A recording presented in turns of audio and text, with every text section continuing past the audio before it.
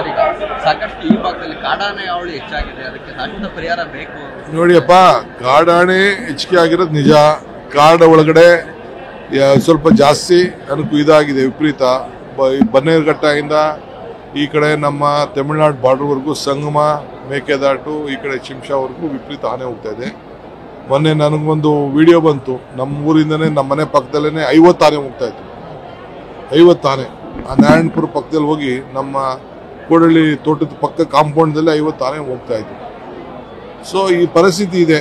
ನಾವು ಅದನ್ನು ಎಷ್ಟು ಕಂಟ್ರೋಲ್ ಮಾಡಬೇಕೋ ಮಾಡ್ತಾ ಇದ್ದೀವಿ. ಈಗಾಗಲೇ ನಮ್ಮ ಫಾರೆಸ್ಟ್ ಮಿನಿಸ್ಟ್ರು ಒಂದು ಸಪ್ರೇಟ್ ಆದಂಥ ಒಂದು ವ್ಯವಸ್ಥೆ ಕೂಡ ಒಂದು ಮಾಡಿದ್ದಾರೆ.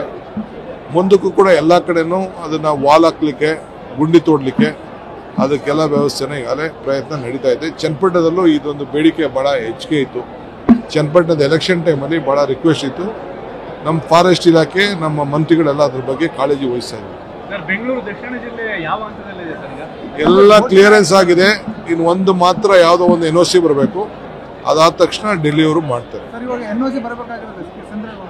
ಸೆಂಟ್ರಲ್ ಗೌರ್ಮೆಂಟ್ ಇದೆ, ಹೋಮ್ ತಕರಾರು ಏನಿಲ್ಲ, ಅದೆಲ್ಲ ಏನು ಕ್ರೈಟೀರಿಯಾ ಏನಿಲ್ಲ. ನಮ್ಮ ಹೆಸರು ನಾವು ಇಟ್ಕೊಳಕ್ಕೆ ಯಾರು ಕ್ರೈಟೀರಿಯಾ ಬೇಕು? ಏನಿಲ್ಲ, ಇದೆ. ಅದಕ್ಕೆಲ್ಲ ರಾಮನಗರ ಅಂತ ಮಾಡಿರ್ಲಿಲ್ವೇ? ಸೊ ಅದಕ್ಕೊಂದು ಗೌರವ ಬರ್ತದೆ, ಹತ್ರದಲ್ಲೇ ಸೆಟ್ಲ್ ಆಗ್ತದೆ. ಎಲ್ಲ ಇಲಾಖೆಯವರು ಆಲೆ ಅವರ ಅನುಭವ ಇದನ್ನ ಅಕ್ಸೆಪ್ಟೆನ್ಸ್ ಕೊಟ್ಟಿದ್ದಾರೆ. ಒಂದು ಇಲಾಖೆದು ಮಾತ್ರ ಬರಬೇಕು. ಬಂದ ತಕ್ಷಣ ಬರೀತಾ ಇದ್ದೀನಿ, ಪತ್ರ ಬರೀತಾ ಇದ್ದೀನಿ. ಹೋಮ್ ಮಿನಿಸ್ಟರ್ಗೂ ಪತ್ರ ಬರೀತಾ ಇದ್ದೀನಿ.